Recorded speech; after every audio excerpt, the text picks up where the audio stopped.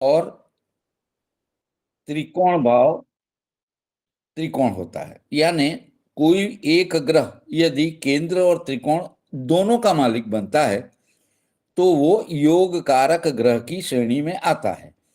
और जो योग कारक ग्रह होता है वो हमेशा शुभ फल देता है। यदि योग कारक ग्रह तीसरे, छठवें, आठवें, 12वें अशुभ भाव में बैठ जाता है तो उसका शुभत्व खत्म नहीं होता है। वो हमेशा शुभ करने वाले ग्रह में से अशुभ करने वाला ग्रह नहीं बनता है। उसके शुभत्व में कमी आती है, लेकिन वो अशुभ तो होता ही नहीं है। ये हम याद रखेंगे। कल हम पढ़े थे मंगल केंद्र स्थान और उसमें भी कर्म स्थान, स्पेसिफिकली 10वें सबसे बड़े कर्म स्थान का मालिक है। और वो त्रिकोण भाव का भी मालिक बन जाता है, योग कारक बन जाता है, हमेशा शुभ फल देता है। ऐसे में ये मंगल योग कारक तो होता ही है, दूसरे लग्नों में भी योग कारक होगा, लेकिन इसमें ये मंगल बहुत विशिष्ट फल देता है। दसम भाव का मालिक और पंचम त्रिकोण का मालिक बन जाएगा तो दसम भाव भी बलवान हो जाएगा। दसम भाव जो है राज्य, सत्ता और प्रसिद्धि, उच्च पद और कर्म का मालिक, तो ये भाव बलवान हो गया। उसका मालिक योग कारक हमेशा शुभ फल देने वाला, यानी जातक जो भी कर्म करेगा उसमें उसको प्रसिद्धि, सफलता हासिल होने वाली ही है। पंचम भाव जो है वो विद्या का भी है और आकस्मिक धन संपत्ति का भी है। तो वो जातक को अपने विद्या और धन संपत्ति अकस्मात से भी दे देना शुरू कर देगा जब वो मंगल योग कारक ग्रह की दशा चलेगी तब। और मंगल योग कारक होके यदि प्रथम, चतुर्थ, सप्तम, दसम केंद्र में शुभ ग्रहों के साथ युति कर देता है तो वो युति भी योग कारक हो जाएगी। तो मंगल 5वें भाव का मालिक, 10वें भाव का मालिक, और मंगल जिन चीजों का कारक है वो इसके उपरांत जिस ग्रह के साथ युति कर दी है वो जो दो भावों का मालिक होगा उसका, और वो ग्रह जिस चीजों का कारक होगा उसका, ये सब चीजों का शुभ फल बहुत मिलने वाला है। यानी ये एक विशिष्ट परिस्थिति बन गई है। यही परिस्थिति समझने के लिए हमने कल कर्क लग्न और कुंभ लग्न में डिफरेंस अच्छे से समझ लिया था, ठीक है। तो कुंभ लग्न की बात करेंगे तो मंगल दसम भाव का मालिक होता है, लेकिन किसी भी ग्रह का मूल्यांकन करेंगे तो उसकी दूसरी राशि कहाँ है वो देखना पड़ता है। तो कुंभ लग्न की बात करेंगे तो उसमें मंगल 10 में सोता है, लेकिन उसकी दूसरी राशि जो है वो तीसरे भाव में त्रिशराय भाव का मालिक बन जाता है। यानी ग्रह का मूल्यांकन करेंगे तो त्रिशराय भाव के मालिक हमेशा अशुभ फल देते हैं, और केंद्र का अशुभ ग्रह जब मालिक होता है तो वो अशुभ फल देता नहीं। यानी मंगल शुभ परिणाम लक्षी, यानी शुभ परिणाम देने वाला नहीं बनता है। इसलिए यहां स्पष्ट हो जाता है कि सिर्फ कर्म स्थान का स्वामी अगर मंगल बन जाता है तो वो शुभ फल देने वाला नहीं बनता है। अब आगे इसको समझने के लिए हम सिंह लग्न की कुंडली का अभ्यास करेंगे। तो सिंह लग्न की कुंडली यानी प्रथम भाव में 5 नंबर की गिनती, दूसरे भाव में 6 नंबर की, इस प्रकार क्रमशः 12 भाव में हम राशियों की गिनती लिख देंगे, ठीक है। किसका फोन आ रहा है?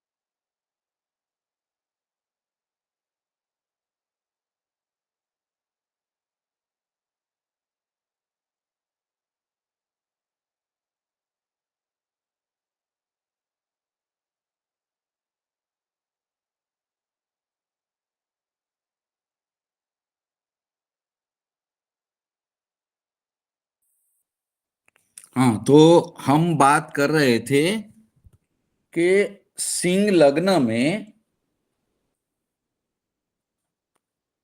सिंह लग्न की कुंडली देखेंगे तो सिंह लग्न में मंगल दो भावों का मालिक बनता है, क्योंकि मंगल की दो राशि है।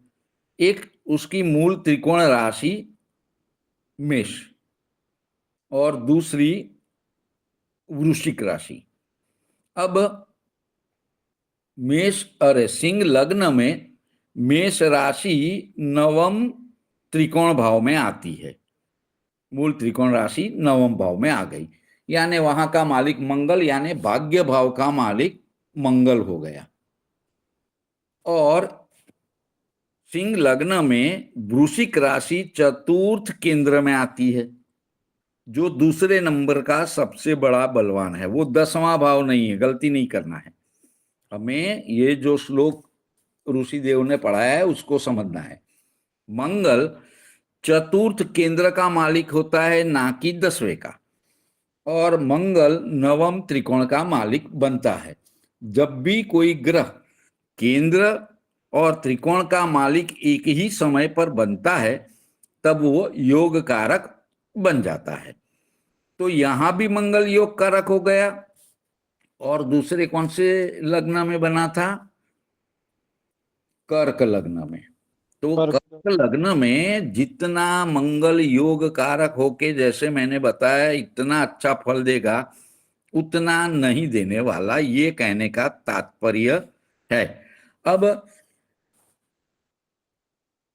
सिंह लग्न में मंगल जो है चतुर्थ भाव का स्वामी है, केंद्र का मालिक है, लेकिन वो दसम भाव का स्वामी नहीं है।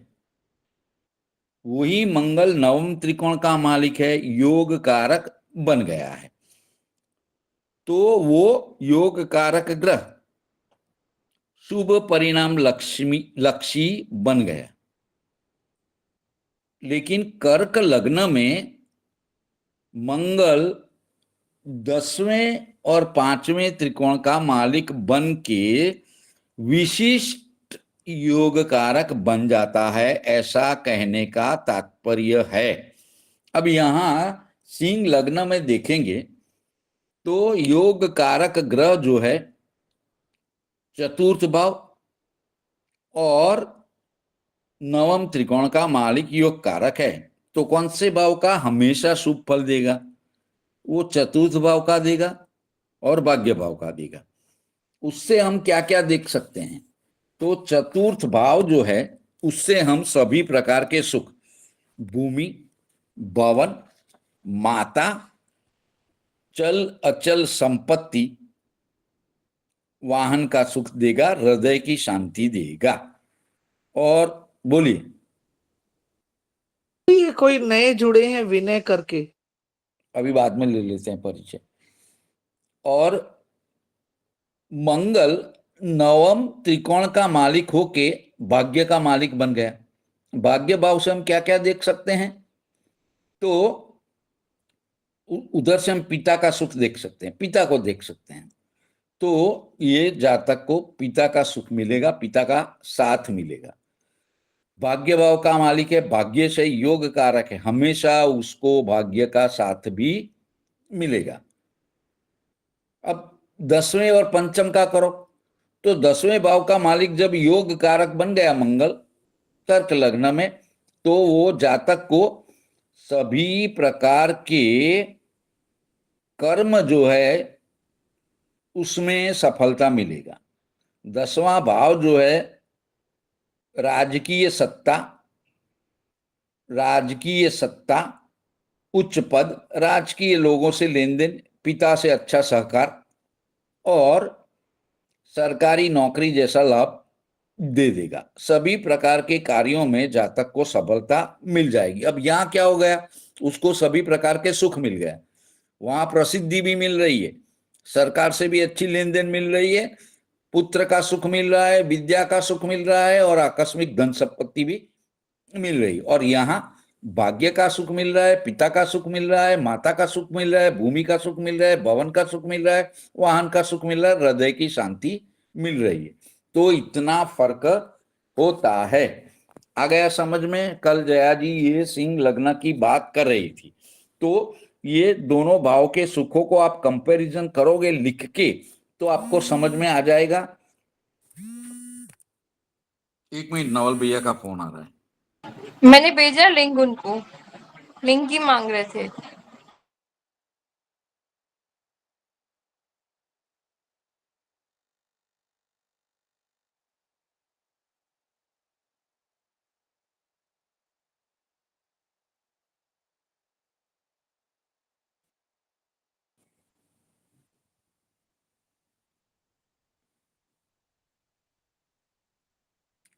तो जब लिख लेंगे, क्या करना है आपको, कौन से भाव से क्या देखा जाता है।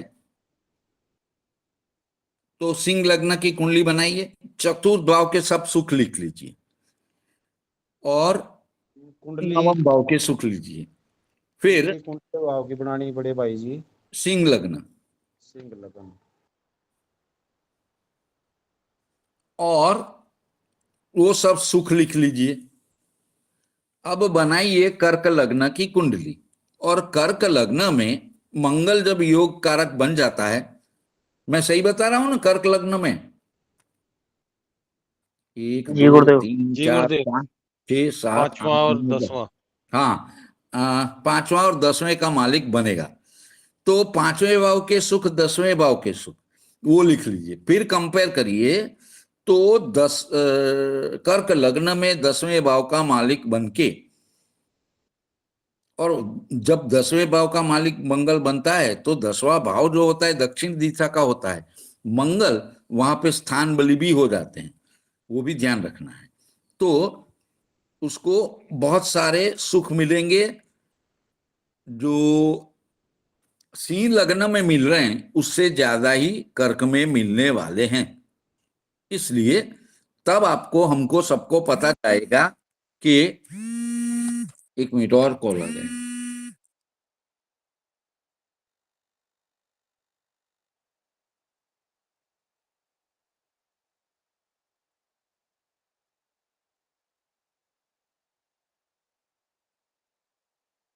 नवल जी, ये विनय जी नए आए हैं, आप इनसे इंट्रोडक्शन ले लीजिए, विनय जी कोई। नवल भाई। बहन जी अब मेरे पास कोई राइट नहीं है किसी का इंट्रोडक्शन लेने का। 11 बजे वाली कक्षा का जो था वो सर वैदिक ने बोला ब्राह्मण से चल रिकॉर्डिंग रहा चालू है, था। बाद में बात कर लेंगे इसके बारे में। सर ने बोला पहले रिकॉर्डिंग है चालू, तो अभी नहीं बात करके बाद में लास्ट में बात करेंगे गुरुजी। तो हम कंपेयर कर लेंगे सिंह लग्न में और कर्क लग्न में मंगल योग कारक होने से सुखों में कितना डिफरेंस मिलता है। तब पता चलता है कि कर्क लग्न में मंगल विशिष्ट फल देता है और सिंह लग्न में शुभ तो देता है, लेकिन उसको विशिष्ट की श्रेणी में नहीं बता सकते, ले सकते हैं। ये हमें श्लोक के माध्यम से समझाया गया है, जो हम कुंडली के माध्यम से अच्छे से समझ सकते हैं। अब मीन लग्न की बात लें तो मीन लग्न में देखो, मंगल अच्छा है मीन लग्न के वालों वालों के लिए। कैसे? मीन लग्न की कुंडली बता के बताओ मुझे कि सब सूत्र लगाने हैं हमें एक साथ में। दूसरे और 9वें भाव में बैठा है गुरुदेव। बैठा नहीं है, गलती मत करो हाँ गिरी। मतलब वो स्वामी है। जी दूसरे और 9वें भाव के स्वामी है। हाँ। तो तो लेकिन जो दूसरा भाव है वो अशुभ भाव है, मारक भाव है। मारक भी है, धन भाव ही है। जब तक पीड़ा नहीं आती हम मारक को एक साइड में रखेंगे, जी क्योंकि अब हम सुख की कंपैरिजन कर रहे हैं, दुख की नहीं, है ना? जी गुरुदेव। तो तो देखो, धन भाव का भी है और भाग्य भाव का भी मालिक है, हाँ तो ये अच्छा है। हाँ, कैसे अच्छा है? धन और भाग्य को जोड़ लो भैया, धन भाग्य योग बन गया। जी गुरुदेव। यानी जातक के भाग्य में धन का सुख, कुटुंब का सुख, वाणी का सुख, मंगल छोटे भाई बहनों का कारक, भाइयों का बहनों का साथ सहकार और सुख मिलने वाला है। आ गया समझ में? तो मीन लग्न में मंगल त्रिकोण का अधिपति तो हो गया, लेकिन वो कोई भी केंद्र का मालिक नहीं बना है। इस लग्न में मंगल, क्या सूत्र है? सब सूत्र साथ में लगाने की प्रैक्टिस करना है मुझे और आप सबको। तो पहला क्या लगेगा? त्रिकोण भाव के स्वामी हमेशा शुभ फल देते हैं। आप लोग जो हमने सूत्र लिखे उसका उपयोग कर सकते हो, मैं करता था, पन्ने घुमा के देखो।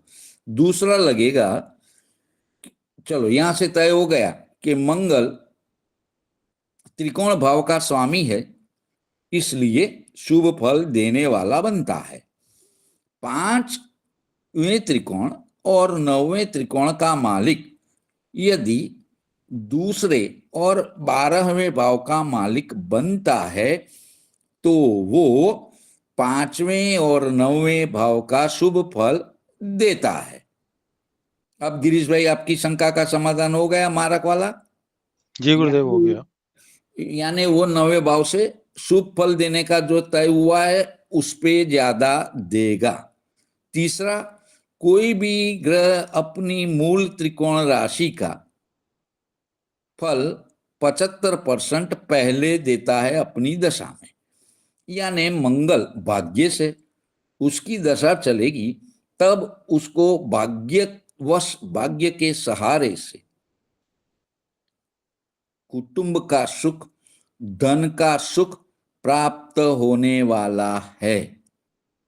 मंगल भाई का कारक, छोटे भाई बहनों का, तो उसको अपने छोटे भाई बहनों का और कुटुंब का मालिक है, तो कुटुंब का पूर्णतया सहयोग भी मिलने वाला है।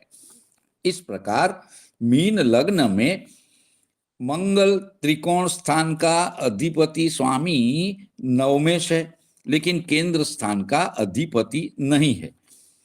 तो त्रिकोण स्थान का स्वामी होने की वजह से मंगल शुभ फल देने वाला बन गया, लेकिन केंद्र का नहीं है मालिक, उसमें भी 10वें का तो है ही नहीं, इसलिए ये विशिष्ट फल नहीं दे रहा। जबकि कर्क लग्न में उसको क्या मिल रहा है? संतान का सुख मिल रहा है, वाणी का सुख मिल रहा है, और आकस्मिक धन संपत्ति वो हमेशा देने वाला है, क्योंकि हमेशा शुभ करने वाला है, वो मिलती रहेगी। कार्य सफलता मिलेगी, राजकीय लोगों से लेन देन अच्छी रहेगी, बॉस से संबंध अच्छे रहेंगे, यश, पद, धन, उच्च पद, प्रमोशन सब मिलने वाला है। तो ये ज्यादा हो गया कि नहीं हो गया? उसकी प्रसिद्धि भी अच्छी होगी, क्योंकि वो 10वां भाव है, प्रसिद्धि देखी जाती है। ठीक है? इस प्रकार हम मंगल को अलग अलग लग्नों में जब ये शुभ करने वाला होता है तो कर्क लग्न में योग कारक होके विशिष्ट फल दे रहा है, कुंभ लग्न में शुभप्रद नहीं हो रहा है, सिंह लग्न में विशिष्ट फल देने वाला नहीं लेकिन हमेशा शुभ फल देने वाला बना, और मीन लग्न में वो शुभ फल देने वाला बनता है। तो अब लिख लेंगे,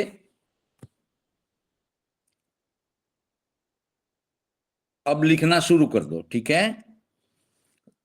सिंह लग्न में मंगल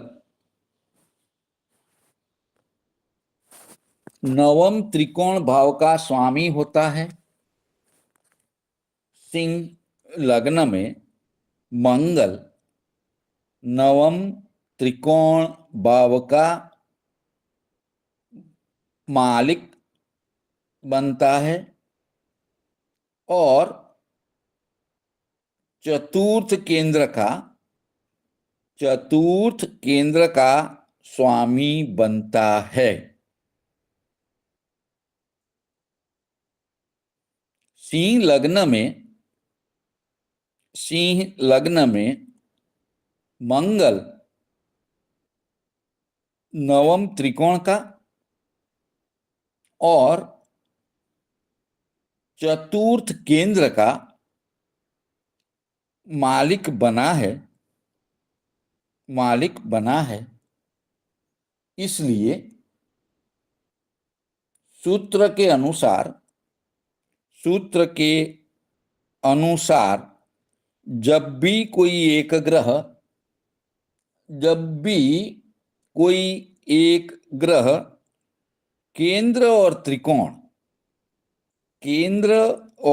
त्रिकोण का स्वामी बन जाता है तो वो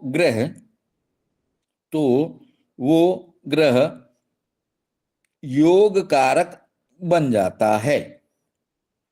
इसलिए मंगल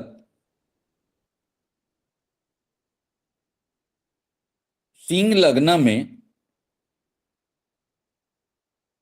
योग कारक ग्रह हमेशा शुभ फल देता है। लेकिन यहां पर गौर करने वाली बात यह है,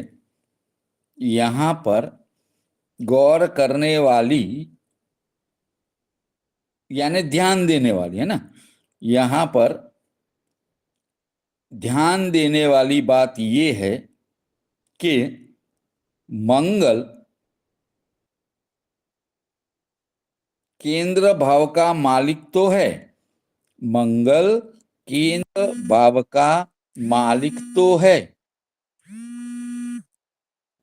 एक मिनट।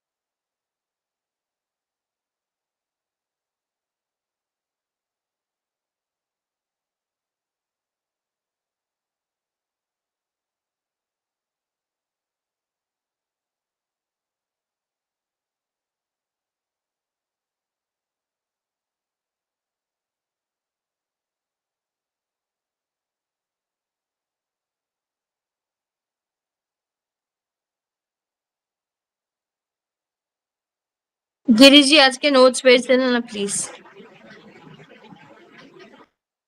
जी।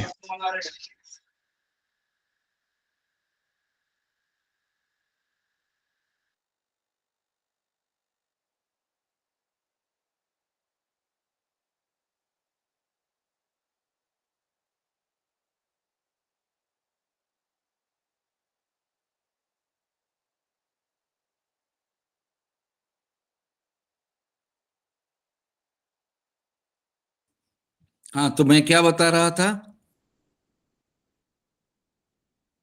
गौर करने वाली मंगल बात यह केंद्र है भाव कि का मंगल मालिक है। केंद्र भाव का स्वामी।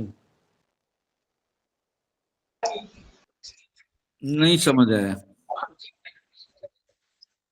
योग कारक ग्रह हमेशा शुभ फल देता है, लेकिन यहाँ पर गौर करने वाली बात है यह है कि मंगल केंद्र भाव का मालिक तो है। हाँ, यहां पर मंगल केंद्र भाव का मालिक तो है, लेकिन वो दशम केंद्र भाव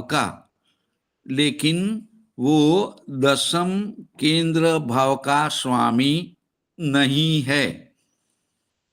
इसलिए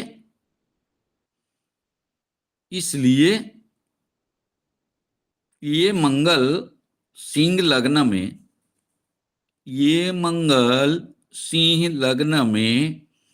दशम भाव का मालिक नहीं होने के कारण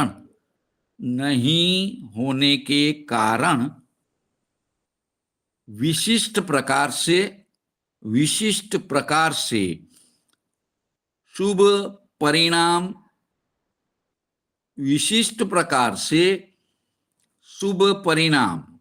देने वाला नहीं बनता, जिसकी श्लोक में स्पष्टता, जिसकी श्लोक में स्पष्टता दी गई है।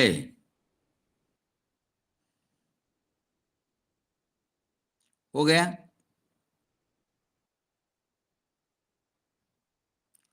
अब पैराग्राफ बना के लिखें।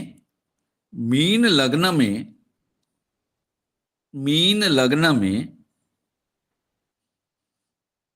मीन लग्न में भी, मीन लग्न में भी मंगल, मंगल नवम त्रिकोण भाव का, मीन लग्न में भी मंगल नवम त्रिकोण भाव का स्वामी बनता है। परंतु मंगल किसी भी केंद्र भाव का, किसी भी केंद्र भाव का मालिक नहीं बनता है। परंतु मंगल किसी भी केंद्र भाव का स्वामी, किसी भी केंद्र भाव का स्वामी नहीं बनता है। सूत्र के अनुसार, सूत्र के अनुसार, तो जो सूत्र लगेंगे 1 2 3, तो पहला सूत्र के अनुसार, एक, त्रिकोण भाव के मालिक,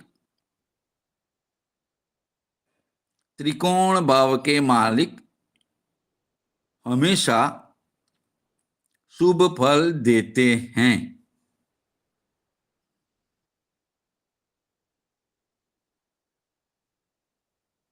दूसरा, पांचवें और नौवें त्रिकोण के स्वामी, पांचवें और नौवें त्रिकोण के स्वामी यदि दूसरे और 12वें, दूसरे और 12वें भाव के भी, भाव के भी शब्द पर जोर दे रहा हूं, समझिए, दूसरे और 12वें भाव के भी स्वामी बनते हैं, तो वो पांचवें या 9वें भाव का शुभ फल देते हैं, शुभ फल देते हैं। तो मीन लग्न में, मीन लग्न में मंगल नवम त्रिकोण का स्वामी, मीन लग्न में मंगल नवम त्रिकोण का स्वामी भाग्येश और दूसरे धन भाव का स्वामी, और दूसरे धन भाव का स्वामी, यानी ये मंगल जातक को धन भाग्य योग, धन भाग्य योग, जिसमें जातक को भाग्य का सहारा, भाग्य का सहारा, पिता का साथ सुख, पिता का साथ सुख, धन का सुख, धन का सुख, कुटुंब का सुख, कुटुंब का सुख, और मंगल जो छोटे भाई बहनों का कारक है, जो छोटे भाई बहनों का कारक है, इसलिए भाइयों बहनों का भी सुख, भाइयों बहनों का भी सुख देने वाला बन गया। तो इससे पता चलता है, इससे पता चलता है कि ये मंगल शुभ फल तो दे रहा है, शुभ फल तो दे रहा है, लेकिन विशिष्ट परिणाम मिलता नहीं है, जिसकी श्लोक में स्पष्टता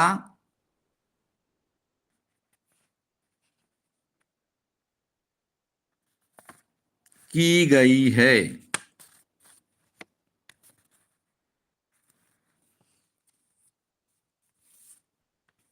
हो गया? तो अभी क्या करना है, ये श्लोक को समझने के लिए आपको कर्क लग्न, कुंभ लग्न, सिंह लग्न और मीन लग्न की कुंडली बनाने के बाद, कक्षा खत्म होने के बाद चारों में क्या सुख मिल रहा है उसकी कंपैरिजन आपस में करनी है, तो आपको समझ में आ जाएगा। ठीक है? और यदि किसी का कोई प्रश्न होगा तो लिख लेना, कल उसको समझ लेंगे। ठीक है? अब अगला श्लोक।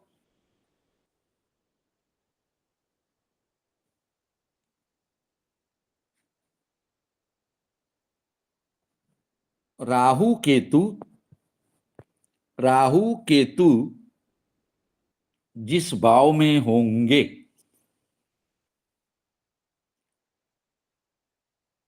राहु केतु जिस भाव में होंगे उसके अनुसार,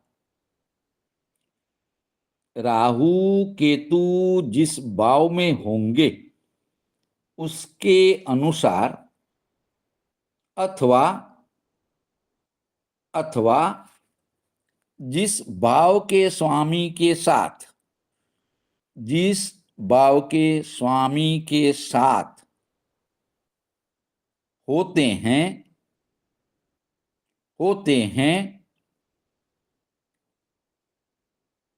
उस प्रकार से प्रबल बन के राहु केतु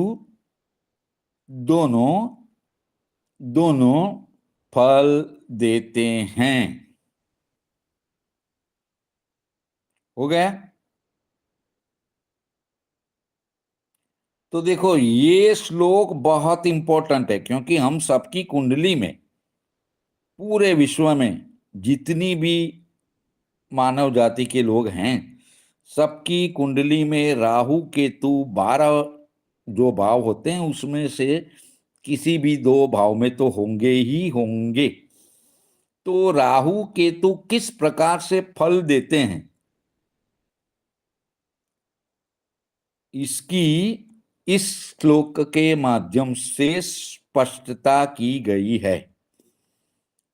तो क्या समझाते हैं? राहु केतु जिस भाव में होंगे उसके अनुसार, उस भाव का स्वामी के साथ होंगे, इसके अनुसार प्रबल बन के वो फल देते हैं।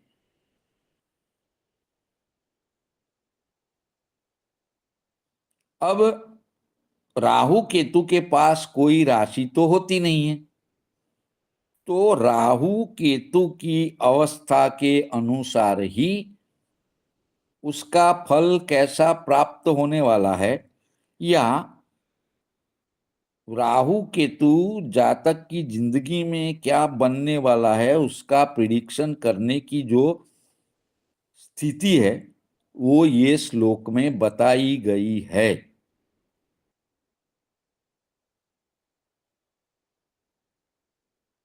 ठीक है? तो यदि मान लीजिए उदाहरण के तौर पर राहु जिस भाव में होंगे उस भाव संबंधी, उस भाव के अनुसार, और उस भाव का स्वामी कैसा है, क्योंकि क्या लिखवाया श्लोक में, जिस भाव के स्वामी के साथ होंगे उसके अनुरूप प्रबल बन के। अब उस भाव के स्वामी के साथ होगा, वो भाव का स्वामी ही खराब हो गया तो वो खराब। आगे श्लोक आएगा, इसमें हमें याद रखना है, मैं लिखवा दूंगा जब आएगा, कि राहु केतु यदि यह केंद्र या त्रिकोण में हो जाते हैं, उसके मालिक के साथ युति करते हैं, और केंद्र और त्रिकोण के मालिक के साथ युति करते हैं, और केंद्र त्रिकोण में ही होते हैं, तो योग कारक फल देना शुरू कर देते हैं। तो ये जो दो श्लोक हैं राहु केतु के बारे में प्रिडिक्शन करके बताने में बहुत ही सहायता करते हैं, तो ये दो श्लोक को अच्छे से समझ लेना है। आ रहा है समझ में? तो जी गुरुदेव। राहु केतु, जैसे बोलो। जैसे गुरुदेव ये अकेले अकेले बैठे हो किसी राशि में, मान लीजिए चतुर्थ भाव में बैठे हो और चतुर्थी या मिथुन राशि हो उसमें, तो गुरुदेव वो बुद्ध के समान फल देंगे, सूत्र चतुर्थ क्या भाव और बुद्ध के समान। सूत्र क्या लिखवाया, देखो एक बार पढ़ो। राहु केतु जिस भाव में होंगे उसके अनुसार अथवा जिस भाव के स्वामी के साथ होंगे। हाँ, तो तो गुरुदेव जैसे वो अकेले बैठे ना, वो ये समझ में नहीं आ अकेले रहा है। बैठे तो अब उसका स्वामी की हालत क्या है? आप तो जिस बुद्ध हो गया फैक्ट्री, जैसे कि उसका स्वामी। सुनिए, आप जिस फैक्ट्री में काम कर रहे हो उसका मालिक दिवालिया है, क्या फायदा होगा आपको? जी सैलरी गुरुदेव कुछ आपको नहीं होगा। समय समय पर नहीं मिलेगी, फैक्ट्री कब बंद होगी, कब नौकरी चली जाएगी, उसकी चिंता हो जाएगी। आ रहा है समझ में? जी गुरुदेव। तो उसका मालिक जैसा होता है, इसके मुजब वो फल देना शुरू करते हैं, मतलब वो देख के हम उसका प्रिडिक्शन कर सकते हैं। तो लिखो आगे, राहु केतु, मैं पहले वो जो श्लोक था वो रिपीट कर देता हूं। राहु केतु जिस भाव में होंगे इसके अनुसार अथवा जिस भाव के स्वामी के साथ होंगे उसके अनुसार प्रबल बन के राहु केतु फल देते हैं। आगे लिखेंगे, राहु केतु के राहु केतु के राशि के पति की, राहु केतु के राशि की पति, यानी राहु केतु के खुद की राशि की बात हो रही है, यहां समझने में गलती करनी नहीं है। राहु केतु के राशि पति की कोई भी श्लोक में स्पष्टता की गई नहीं है, मतलब राहु केतु के पास कोई राशि नहीं है। चलो, राहु केतु के राशि पति की किसी भी श्लोक में स्पष्टता की गई नहीं है। राहु केतु जिस स्थान में होंगे, राहु केतु, यस भाई, राहु केतु की राशि, ये रह गया, इंटरनेट का गड़बड़ होगी थी। राहु केतु की राशि के पति की कोई भी स्पष्टता नहीं की गई है। राशिपति की। वो राशिपति की, राहु केतु के पास तो कोई राशि नहीं है ना, ब्रैकेट में लिख दो कि राहु केतु के पास कोई राशि का स्वामित्व नहीं है। ठीक है, चलो आगे लिखेंगे, राहु केतु जिस भाव में होंगे, ये जो अभी हमें राधा गोविंद जी ने जो प्रश्न किया था इसका जवाब आ रहा है। राहु केतु जिस भाव में होंगे, राहु केतु जिस भाव में होंगे उस स्थान के अनुरूप, उस स्थान के अनुरूप परिणाम लक्षी बनते हैं। राहु केतु जिस स्थान में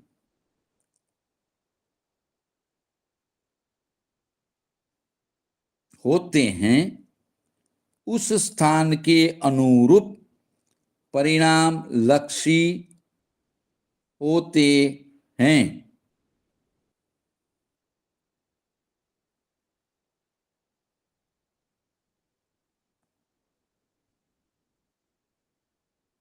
आगे लिखेंगे, दूसरा और सातवां भाव, दूसरा और सातवां भाव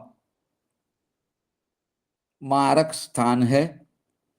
दूसरा और सातवां स्थान मारक भाव है।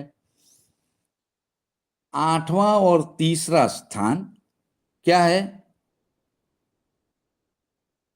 दोस्तों, आयुष्य। दुष्ट आयुष्य आयुष्य स्थान दुष्ट भी है ना। जी जी। आयुष्य की पूर्णाहुति यानी मृत्यु, तो मृत्यु किसको पसंद है? दुस्थान। चलो, आठवां और तीसरा स्थान आयुष्य स्थान है।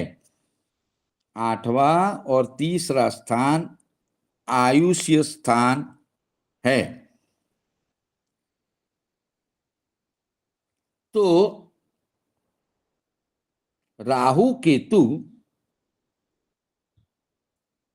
संबंधित स्थान के अनुसार, राहु केतु संबंधित स्थान के अनुसार, ब्रैकेट में लिख लीजिए जिस भाव में बैठे हैं उसके अनुसार, राहु केतु संबंधित स्थान के अनुसार, ब्रैकेट में जिस भाव में बैठे हैं उसके अनुसार परिणाम देते हैं। नीचे लिखेंगे, कर्क लग्न में, कर्क लग्न में द्वितीय स्थान, द्वितीय स्थान में, कर्क लग्न में द्वितीय स्थान में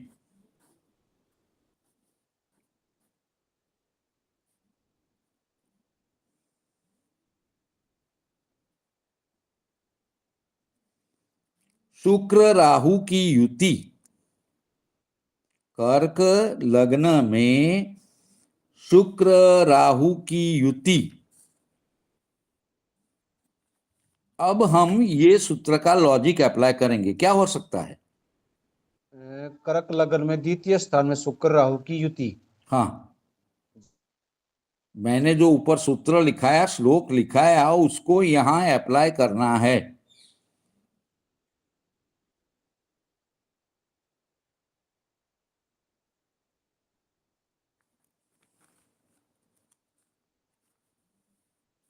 यहाँ पे जो है राहु शुक्र मित्र हैं, परंतु गुरुदेव शत्रु के घर में बैठे हैं। गुरुदेव यहाँ पे ना जो अ, ये है सूर्य की राशि और शुक्र, और सूर्य में शत्रुता। शुक्र यहाँ पे 5 2 लगन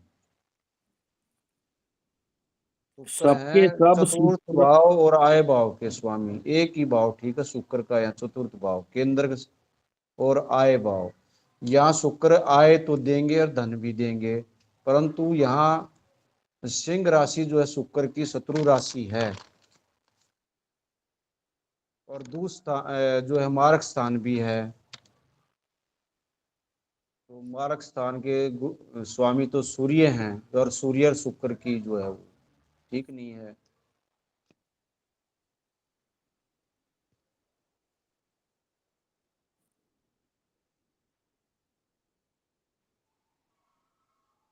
चलो सब सूत्र एक साथ में लगाने हैं। तो जब राहु केतु की बात कर रहे हैं तो पहला तो हमें राहु केतु कैसा फल देने वाले हैं उसके बारे में बात करनी है। राधा गोविंद जी ने चतुर्थ भाव बताया था।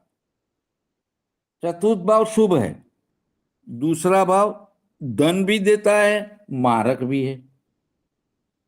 चलो, उसमें राहु बैठा तो पहला तो हमें स्पष्ट हो गया कि राहु सब ले लेंगे, धन और मारक भाव में बैठ गया। ठीक है, तो सूत्र क्या कहता है? राहु केतु जिस भाव में बैठेंगे उस संबंधित उस प्रकार से बली निर्बली होके फल देने वाले हैं। राहु केतु धन में भी बैठे, राहु बैठे हैं तो केतु आ जाएगा 8वें भाव में। अब राहु की ही बात करेंगे। राहु धन में बैठे और साथ में वो मारक में भी बैठे। आगे क्या कहते हैं? उसके मालिक के स्वामी अथवा जिस भाव के स्वामी के साथ होंगे। क्या कहते हैं? ठीक से पढ़ो जो मैंने सूत्र आज लिखवाया। राहु केतु जिस भाव में होंगे उस अनुसार अथवा जिस भाव के स्वामी के साथ हैं, जिस भाव के स्वामी के साथ है उस मुजब प्रबल बन के फल देते हैं। तो यहां राहु किसके साथ है ये प्रश्न पहला पूछना चाहिए। किसके साथ है? शुक्र के साथ है। तो शुक्र कैसा है? शुक्र यहाँ देखो, यहाँ केंद्र भाव का स्वामी बन के तो शुभ है और 11वें भाव में अशुभ है, परंतु आय भाव है और गलत है, गलत है, आय भाव के स्वामी गलत है। शुक्र जो मेरी है बात सुनो, दूसरे मेरी बात सुनो। सूत्र लगा के ही आगे बढ़ो। क्या सूत्र लगेगा? यदि केंद्र भाव का मालिक शुभ ग्रह है तो वो शुभ फल देता नहीं है। चतुर्थ भाव से शुक्र ऐसा कह रहे हैं, मैं केंद्र का मालिक, चतुर्थ केंद्र का मालिक बन के नैसर्गिक शुभ ग्रह शुभ फल नहीं दूंगा। Full stop. तो किसी भी ग्रह का मूल्यांकन करेंगे तो उसकी दूसरी राशि कहाँ है वो देखेंगे। अब नवल भैया आगे बढ़ो।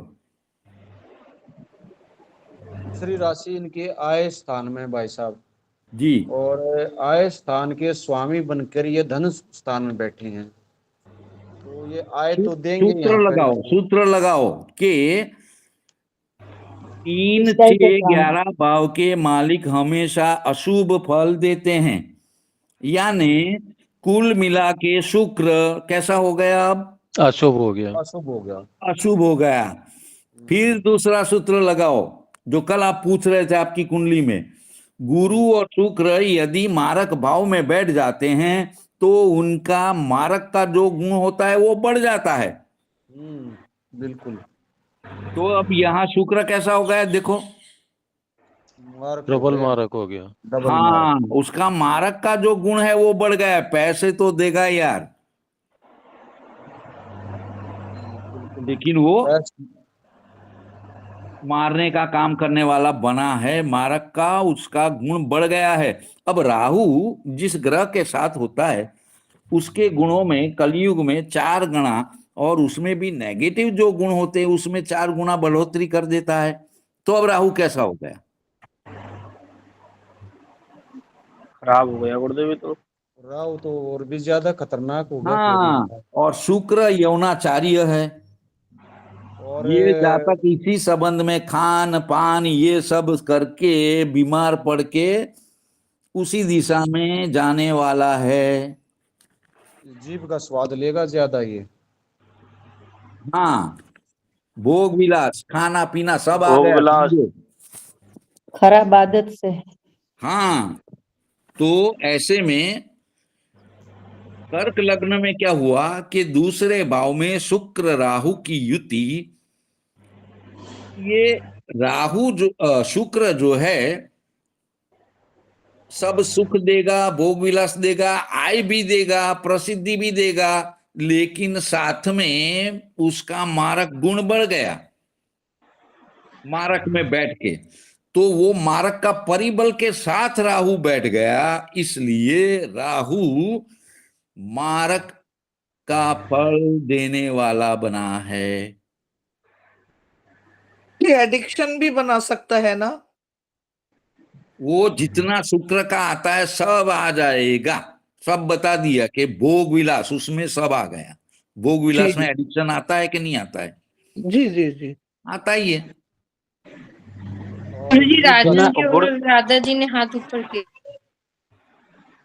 गुरुदेव ये पूछ रहा था, और गुरुदेव ये जैसे कि द्वितीय भाव में अकेले बैठे हो राहु, तो वो किसका फल देंगे, सूर्य का या भाव का? राहु अकेले बैठेंगे किसी भी भाव में, तो राहु अचानक, कल भी बताया था, परसों भी बताया था, राहु अचानकता का कारक है, द्वितीय भाव वाणी का है, राहु रहस्यमय है, राहु विच्छेदात्मक है।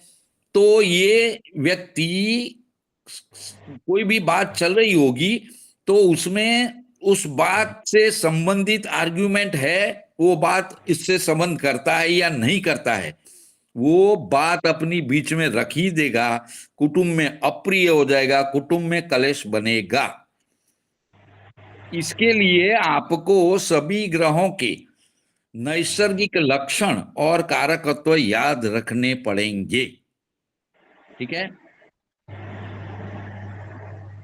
ये गुरुदेव। तो सुनिए, अब गुरु जी ये लिख लेंगे, बाकी जिन लोगों ने हैंड राइज किए हैं इनके प्रश्न इसके बाद में ले लेंगे। ठीक है, तो कहां तक लिखवाया मैंने? कर्क लग्न में दूसरे भाव में शुक्र राहु की युति,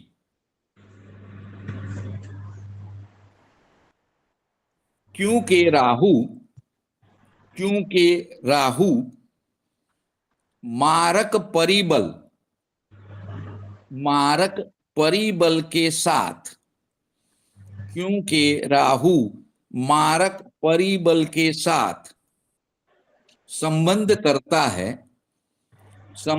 करता है, इसलिए मारक की बात में परिणाम देने वाला, यानी मारक परिणाम लक्षी, यानी मारक परिणाम लक्षी बनता है।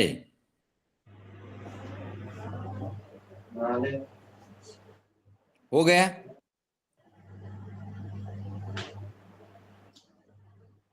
अब इसको समझे, नीचे लिखते ही जाओ, मैं लिखवा ही देता हूं। कर्क लग्न में शुक्र चतुर्थ केंद्र का नैसर्गिक शुभ ग्रह मालिक बनता है। इसलिए सूत्र के अनुसार केंद्र का मालिक नैसर्गिक शुभ ग्रह होता है, तो वो शुभ फल देता नहीं है।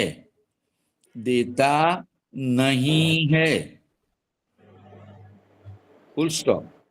किसी भी ग्रह का मूल्यांकन करेंगे तो उसकी दूसरी राशि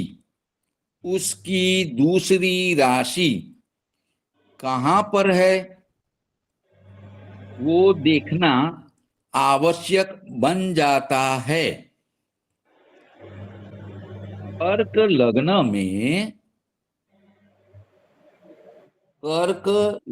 में शुक्र की दूसरी राशि शुक्र की दूसरी राशि वृषभ, दूसरी राशि वृषभ 11वें भाव में है, 11वें भाव में है, तो सूत्र के अनुसार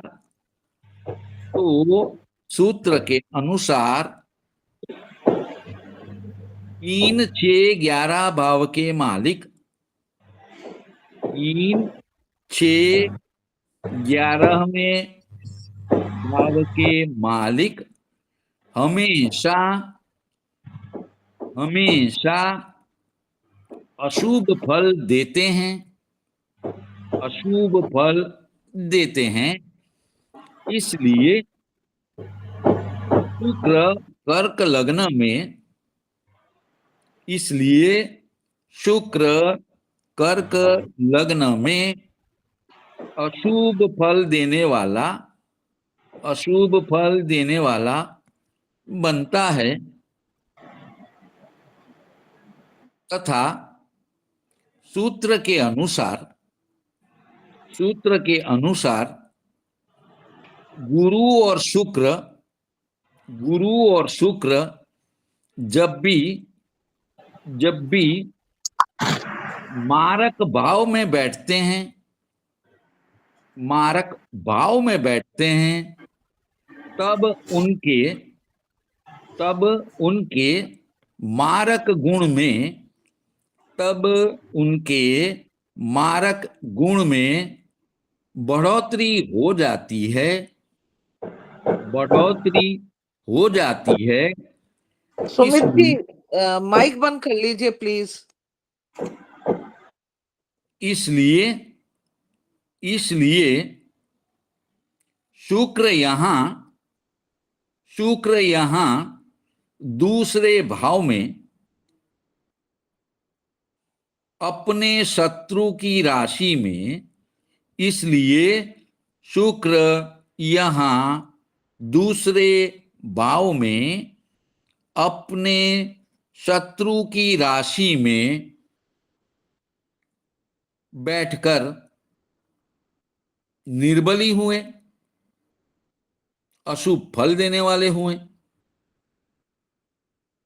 मारक गुण बढ़ गया, मारक गुण बढ़ गया। इसके उपरांत राहु या केतु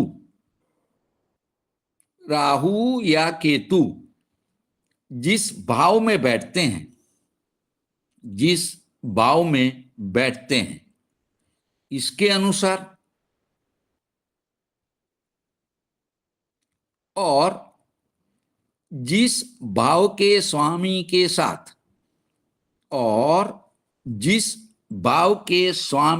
साथ होते हैं, जिस भाव के स्वामी के साथ होते हैं,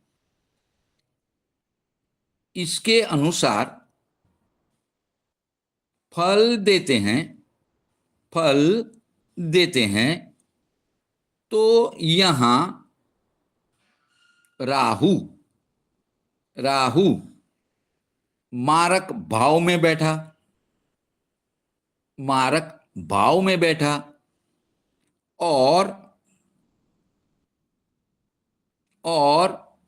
शुक्र जो कि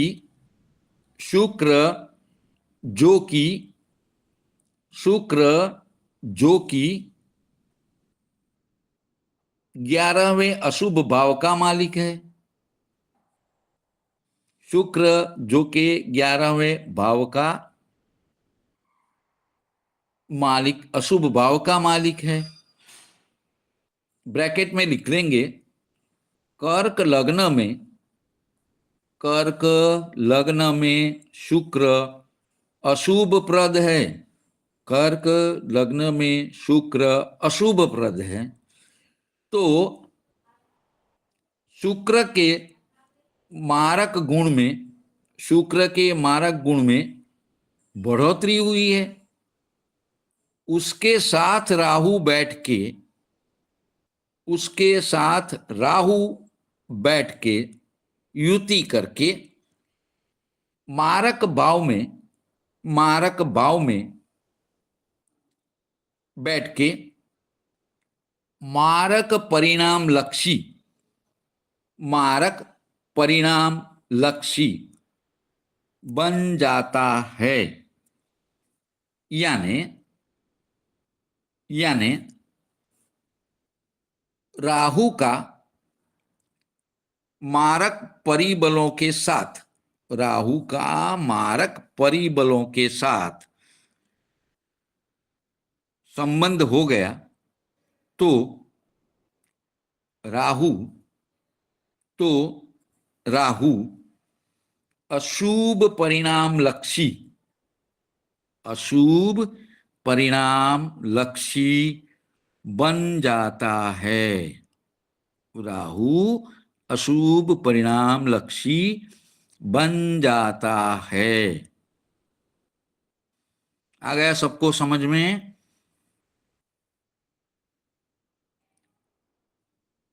चलो अब रिकॉर्डिंग बंद कर दीजिए।